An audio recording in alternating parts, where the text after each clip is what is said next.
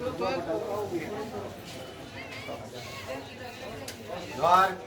जय आदिवासी।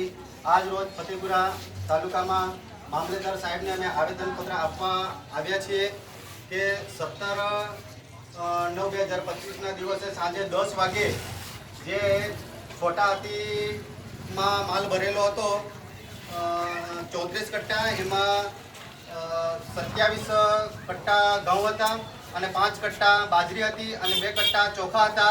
एमां અમે એ માલ પકડેલ છે અને ફતેપુરા દ્વારા 112 ને કોલ કરીને પોલીસ સ્ટેશને સોંપવામાં આવેલ હતો। એના અનુસંધાને આજે અમે એની કોઈ કાર્યવાહી થઈ ન હતી। એના અનુસંધાને અમે આજે મામલતદાર સાહેબને આવેદનપત્ર આપવામાં આવેલ છે।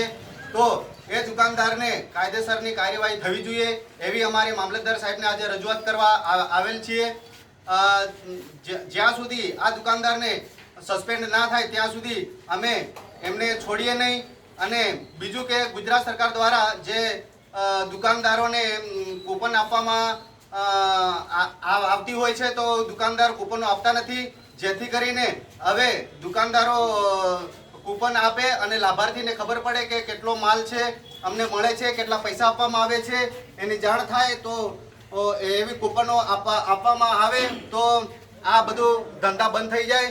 અને જે માલ બલ્લૈયા દુકાને વેચવામાં જતો હતો એ શંકાસ્પદ રીતે અમને જાણવા મળે છે। તો આજુબાજુની બધી દુકાનોનો માલ ત્યાં બલ્લૈયા વેચાતો હોય એવો અમને જાણવા મળેલ છે।